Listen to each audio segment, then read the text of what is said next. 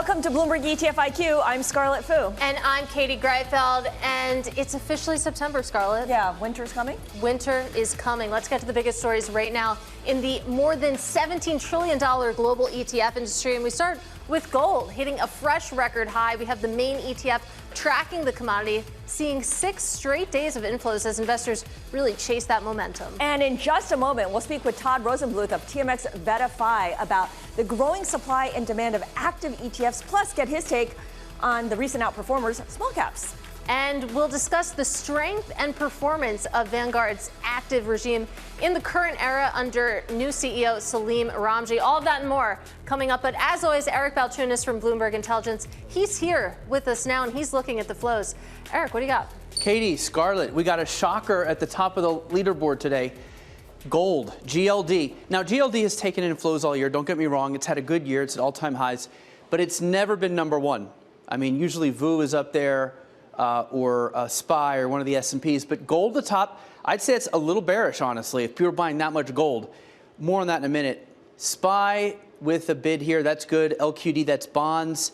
This is also S&P, so we do have some equities in here. This is financials, that's international, and that's an internet. So definitely a lot of equity buying. This has been the whole year, right? I want my equities, but I want a little hedge too. That's the leaderboard. Let's look at the outflows, and you're going to see here a little more bearishness. That's a tech fund. The Qs, IWM, which we'll discuss in the first block. Small caps, just, you know, people try it and then they come right out. It's interesting. The Dow and then semiconductors. So a little bit bearish here and a little bullish. So it's a real mixed bag in the flows to start September. Now let's look at what I call the store of value smackdown, right? Because gold is like the OG store of value, but then Bitcoin has come along now as an ETF format, level playing field. And they are in a real fight over those same assets in a way. This is the cumulative flows of gold and Bitcoin ETFs. You can see gold started real well. Bitcoin didn't do much, but then Bitcoin really rallied. Actually had the lead for a second there, but then gold's flows have taken it back. But these are good flows this year. I'm going to use a U.S. Open metaphor because I'm watching a lot of tennis. This is like Djokovic Alcaraz, right? The sort of OG versus the up-and-comer. Katie, it'll be interesting to see where this goes. We think Bitcoin will edge out long term, but we'll see. I don't watch tennis, so I don't quite get it, but I'm sure that metaphor resonated with a great deal of our audience. Eric, thank you. Let's keep the conversation going now with Todd Rosenbluth. He is head of research over at TMX VettaFi. Todd, great to see you in studio. Great to be here. Thanks. I wanted to start with small caps, but I feel like we have to talk about the store of value smackdown that Eric just highlighted there. It is interesting to see this twin rush into gold and Bitcoin. Yeah, we're seeing investors embrace both of those alternatives. Obviously, the price has gone up. That's how gold is actually at, I believe, at a record high. And we saw not only GLD, but GLDM. What's interesting to me is also the miners that are tied to this. So CoinShares has a Bitcoin mining ETF, WGMI, that's actually up double the price of IBIT, which is, of course, the leading spot Bitcoin ETF. Sprott has a gold mining ETF, I believe is up 95% this year. So we are seeing the equity exposure with those alternatives actually performing very well at the value level, even though there hasn't been as much interest. What's your sense of whether this is new money going into gold and Bitcoin versus an allocation from somewhere else? So I think we're seeing investors, and we're based on the surveys that we're having with advisors, they're increasingly comfortable with alternative investments, alternatives being something besides stocks or bonds. Bitcoin has obviously done better, obviously, because I think I was on in the past a bit more skeptical as to the demand. It's continued to have demand. But it's interesting to be able to see. So I think instead of it being 60-40, there's now a slice of many people's portfolios that are alternatives. Some are owning both gold and Bitcoin. Some are choosing one over the other. All right, it wouldn't be you if we didn't disagree. And we're going to talk small caps. So you've brought all these, you have like 4 paragraphs of like why small caps are finally happening. And they have had a little bit of a nice run, but to me, this seems like another false positive, another head fake. And I'll tell you why. Small caps used to be where you got new IPOs that were like the future stars. But now those private companies wait till they're really big, then they enter in as a large cap. It's sort of like skipping college going right to the NBA. And so small caps is really just the ones that could never make it or the ones that got rejected from the large. So why would I buy that? So first of all, let's stick the sports metaphor for a second. You really can't do that. You actually have to go and spend a year in college for the most part. But let's not delve into those weeds. Let's talk about small caps. What we at VettaFi have seen is we saw nearly a 50% spike in the traffic to our small cap ETF list that we have at ETF database. That's in August relative to July. So investors are doing research about small cap ETFs. What's interesting, because you showed on the chart earlier that IWM has been in net outflows. It's actually among the top 10 most outflowed ETFs this year. We are seeing ETFs and interest in ETFs that are in other more fundamental or factor-weighted approaches. So we've been talking about S-Flow, which is a Victory Shares small cap free cash flow ETF, higher quality companies with a growth tilt to it. That ETF has seen stronger demand than IWM, and it's also outperformed. So that's a double benefit. All right, well, listen, I'm going to just say this right now. I am in the market for a steak dinner bet. Oh, gosh. I will bet you that large caps beat small caps this calendar year. You don't have to answer now, but just think about it. So we have to start it from this point. We'd have to start from today because large caps have a significant outperformance. So yes, starting, I guess, starting with the trading tomorrow. Okay. Let's pick the iShares S&P product. So the S&P Small Cap 600 versus the iShares S&P 500. And Katie promises to write about the winner, I think, on air. I do have a newsletter. I do have a platform. Okay. And Katie and I are coming along for the ride. Yeah, certainly. Yeah, Eric will happily pay for you. Who do you like in this? Who do we like? Yeah. We're just journalists. We don't have an opinion. Impartial. I do like steak, though. No vegetarians on this set. Let's switch gears here. Let's get back to the ETF landscape. I do want to talk about active. We had a lively pre-show call about the state of active management, and you highlight in your notes that there's new entrants in this space. Baring Capital, for example, coming out with their own filings for active funds. Some of the fees, though, on these products, Baring Capital in particular, their highest price proposed fee was 1%, which to me highlights the culture shock of these old school mutual fund managers coming into the ETF world. So we're seeing that investors are increasingly embracing active ETFs. I think the Bloomberg data would certainly support that. It's close to a third of the overall flows. We think many firms are coming in with their pedigree and what they're known for. Baring is known for active management.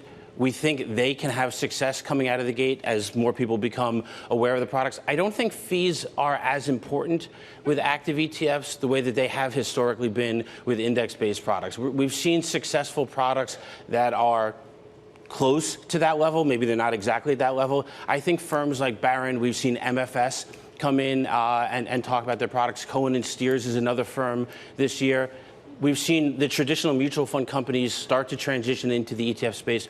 And of course, we're going to see more of that if and when we get the ETF share class approval by perhaps the end of the year. I want to go back to what you said, why you don't think that fees matter as much for active funds. Why is that? Because they matter tremendously when we're talking about passive funds. So I think many investors are looking net of fees at the performance. So if the fund performs well, even with that fee, you're paying for the active management, the security selection efforts.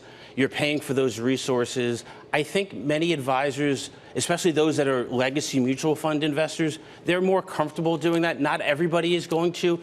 Some folks are going to look for the low cost. I think you're going to talk about Vanguard in a bit. They've got low cost active ETFs.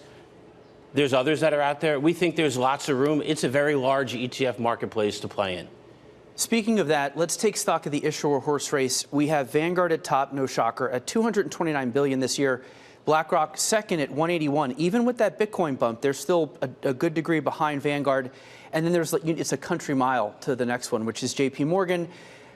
What's your take on the leaderboard this year? And do you have like a dark horse? I want to get what's an issuer that's out of the top 5 or top 10 that you think is going to shock us with a run up the charts? So I think we're seeing two different things happening. Obviously, low-cost index-based products continue to gain traction. You showed it on your leaderboard beforehand. And Vanguard and BlackRock and State Street, to a lesser extent, is playing in that space and having success. I think the firm I'm watching as we head into the year and into 2026 is Fidelity. Fidelity is, I believe, the 5th largest active ETF provider. As active ETFs continue to be embraced, I think Fidelity is a firm to be paying a close attention to. All right, so we have two action items here. We're going to follow up on small caps versus large caps. We're going to keep an eye on Fidelity. That is Todd Rosenbluth of TMX VettaFi. Now, coming up, we'll discuss the strength of Vanguard, particularly their active portfolio, and the reasons behind the strong performance next. This is ETF IQ on Bloomberg.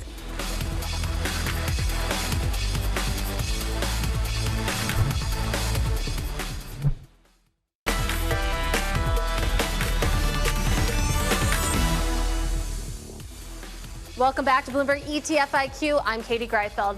It's time now for the ETF brief, where I walk you through the trends and the stories that caught my eye in the ETF industry. And we start with zero-fee funds. Remember, we were talking to BNY about their zero-fee funds last week. I thought it'd be good to take a look at the fee breakdown by flows. And you can see the bulk of inflows for this year have gone into products that cost 10 basis points or less, specifically more than $300 billion so far this year. So it clearly shows where the appetite is, because it falls off when you get to the 80 basis points, 81 basis points plus range.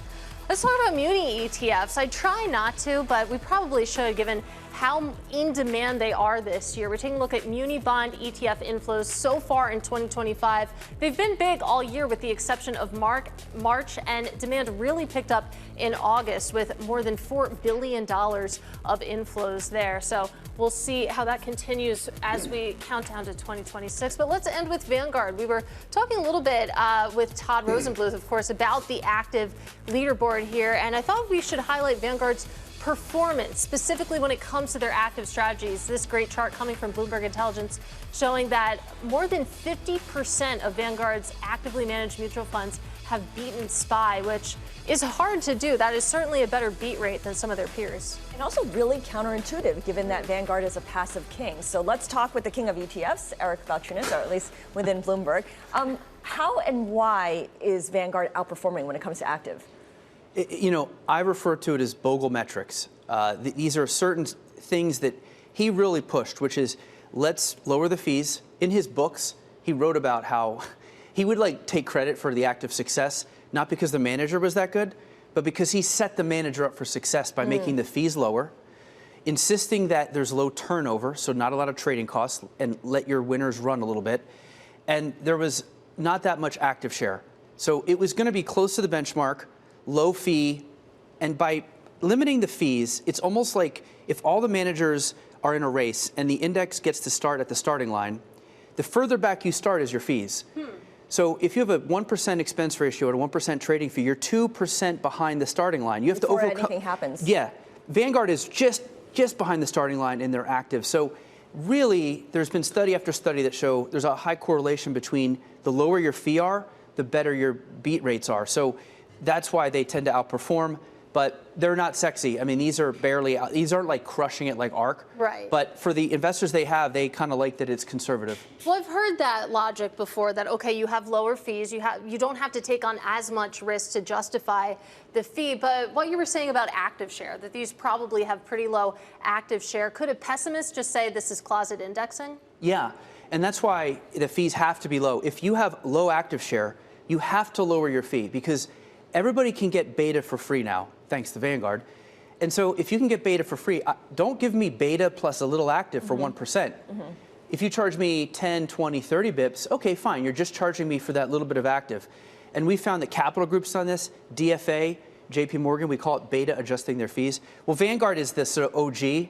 They've already beta adjusted their fees. The interesting thing, though, is that their fees are actually like 30 to 40 with these new ETFs. They're now going to be not even in the top 10 cheapest. So the Vanguard effect has outpaced Vanguard. But to be fair, they are so late to this particular market. If they came earlier, they would have been dominant. But believe it or not, they're 19th in active ETF assets, and they're not 19th in anything. They're 1 or 2 in everything. So I guarantee you, Salim RAMJI looked at that list and said, we've got to be higher than that. I'm glad you bring up Salim RAMJI, because he's now running Vanguard, and the firm itself is middle-aged. It's 50 years old, and feels like it is reinventing itself a little bit under this new leadership. But as you point out, costs matter and fees matter, and it's still sticking to its knitting when it comes to that. Give us, kind of a wrap-up of what post-Bogle Vanguard looks like under RAMJI. Yeah, they're going to push active big time, and that's because they're sitting on $1.45 trillion. You know, they're the third biggest active manager in America. People don't know that because Bogle spent decades trashing active. That's despite Bogle trashing active, they got that big. So he's looking at all these mutual funds that people do not prefer that vehicle. So he's going to move all that over to the ETF. We could also see some interesting things like with privates. So there's going to be a bunch of stuff that happens with Vanguard that are, again, they've been moving a little bit away from Bogle's DNA for a while. And I do predict right now they will ultimately allow the Bitcoin ETF to trade on their platform. Everybody I speak to is just so annoyed by this. And that's, I think, a decision they'll end up reversing at some point. So I just think Vanguard is going to be, it's going to try to capture more of the trends and the younger investors as best it can, because, as you said, it is middle-aged. All right. Eric Balchunas, he did write a book on Vanguard after all. Still ahead on ETF IQ, we're going to drill down into global megatrends with Tilley of Lazard Asset Management next. And a reminder that you can listen to Eric and Joel Weber on Trillions, their podcast that covers the industry. This is ETF IQ on Bloomberg Television.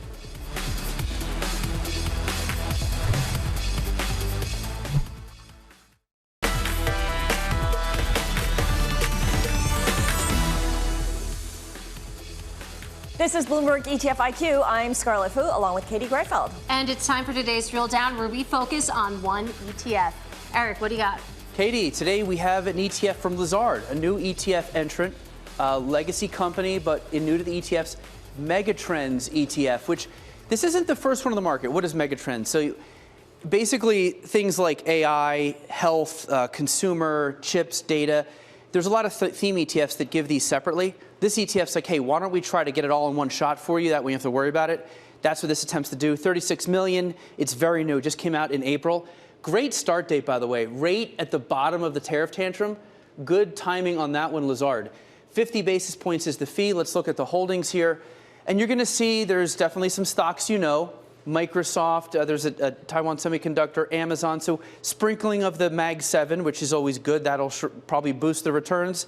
And then some other types of names in here as well. So not just the Mag 7, but there's some of those. Let's look at the performance. Look, I did the Qs and S&P 500 here because I think these are generally what you're going to be looking at. THMZ is up 21%. So it is trailing both. It's going to have to probably come out and do a little better. That said, to be up 21% in a couple months in the market, like I said, that timing is epic because you don't want to start when you go down. You want to start at the bottom and get a nice track record. So that should help the cause here. Epic. All right, Eric, thank you. Joining us to talk about this ETF and its epic launch is Tilley. She is head of investment solutions over at Lazard Asset Management. Kim, great to see you in studio. Thank you. Thanks for having me. So let's talk about megatrends, because Eric just walked us through the holdings. I see a lot of software, semiconductors, internet names in there. If you didn't know the name, you could look at this ETF and say, oh, this is a tech ETF. Yeah, I mean, the real goal of this ETF is to capitalize on big trends that are going to be, playing out over the next decades, right? Things like geopolitical events, demographics, technology. So it's a way to get access to all of these big opportunities in one ETF that you can really hold for the long term. How many megatrends are reflected in this one fund? I believe it's about 6. I'm not exactly sure about that. But yeah, it's about 6. It's giving you access to a lot of big themes, and then they've got some sub-themes in there. I imagine there's a lot of overlap between moving parts, yeah. Themes. Yeah, and so this is generally like, hey, all these themes are confusing to keep up with. We're just going to get it's like the greatest hits of themes in one ETF, so you have to think about it. I guess that's the idea. I got to ask about this timing because I know I just went crazy over there about the timing. You literally, I'm telling you, this is important. I believe you. Did you purposely hold back until you thought the market had bottomed? Or is it just totally lucky? Can I say yes? We had filed quite a while before. This was how it played out. I think there's a little bit of luck in there. It was good timing. Yeah. Good omen, yeah. Yeah, that always helps. I do wonder about themes and thematic ETFs. We know that model portfolios are a really important part of the ETF industry. And how do themes and thematic funds actually fit into that ecosystem? Yeah, it's a really, really interesting question. We've been managing ETF model portfolios for over 20 years now. And, I think a big chunk of those portfolios is going to be in strategic, major market asset classes, but there is definitely room for tactical, for themes. And interestingly, it's fitting for this show, I think there are a lot of passive themes out there, and I think active can really, really do a better job with themes. As you see with some of the things that we're launching, we also launched a techie ETF that's really focused on technological advances, automation, robotics, things like that. When you're just buying a passive ETF in this space, you get everything. You get the good, the bad, and the ugly. And for some parts of the market, we want that, but I think in themes, you can really improve upon the client performance with active. Yeah, I guess that brings me to my question is, what's been the reception from clients about a mega trend theme versus the thematic ETFs that were really popular, as Katie put it, a while ago, but have lost some of their relevance? Yeah, I think that we are focused on the long game, right? That's what Megatrends is about. There are a lot of individual themes that you could maybe access that have their time and their place and that will go up and that'll go down, but we're trying to access really long-term themes that are going to play out for the long term. And clients have been excited about it. We've been talking for about 10 years. Yeah. Lazard has been, kind of thinking about launching ETFs. You finally did. How's the reception internally? You're not alone. We have a lot of people who watch the show who works at companies who have just entered the ETF business. How's it going? What have you learned? It's going great. It's, as you mentioned, it's been a long road. I think surprisingly long, not for Lazard, but just for the industry in general, how long it took to get from, when we started in 2004 to, I think, in my memory, the big one was when Bond launched, right? The PIMCO active one. We were all scouring the perspective. How's this different? Is this a clone? And I thought things would happen much quicker from there. Everyone would kind of launch, and it was really slow. And really 2019 was the trigger. And I always think it's really interesting that, the passing or approval of semi-transparent, non-transparent is what opened the floodgates. But in the end, that's not where the assets are, right? Yeah. Everybody really realized, okay, that was kind of a hump we had to get over, but we're going to launch fully transparent. Yeah, it feels like that was symbolically very important, but didn't exactly translate into assets. Kim, we got to leave it there. Really enjoyed this conversation. That is Kim Tilley of Lazard Asset Management. And you can read all about this drill down, plus the latest in the ETF industry when you subscribe to my weekly ETF IQ newsletter. That is Bloomberg.com/ETF IQ newsletter.